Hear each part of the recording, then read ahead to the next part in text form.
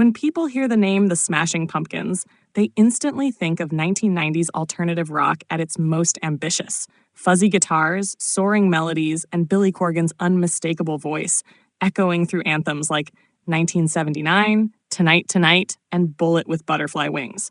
But behind the sweeping emotions and orchestral grandeur lies a name that began not with deep symbolism or branding strategy, but as a joke.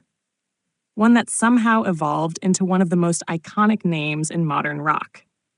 In the late 1980s, Chicago native Billy Corgan was dreaming up a new kind of band, one that would merge the rawness of underground rock with a grand, introspective vision.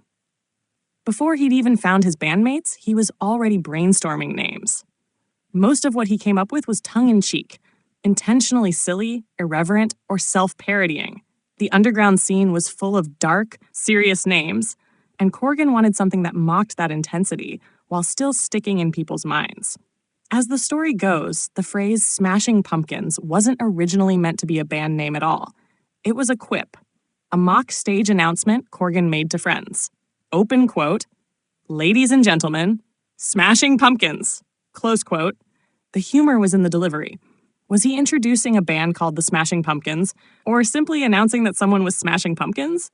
The ambiguity and the ridiculous image it conjured made everyone laugh. The phrase stuck. It was bold, absurd, and oddly rhythmic. The kind of name that doesn't need explaining because it already sounds like a phenomenon.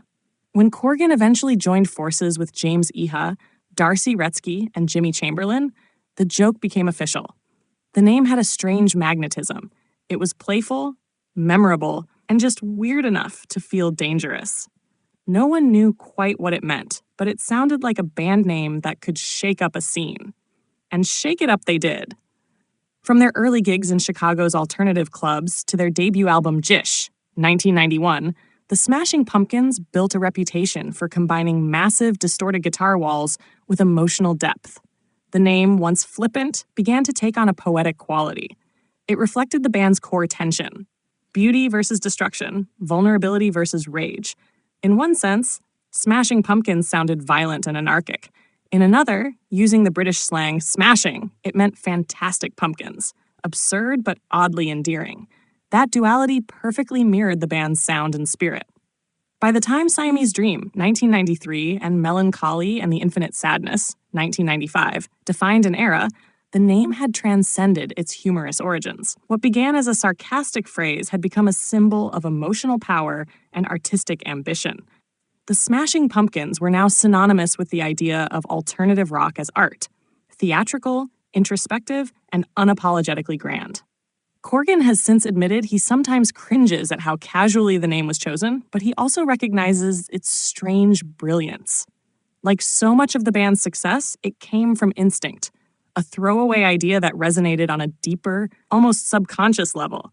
The name worked because it captured something universal: the collision of destruction and creation, the smashing and the beauty intertwined.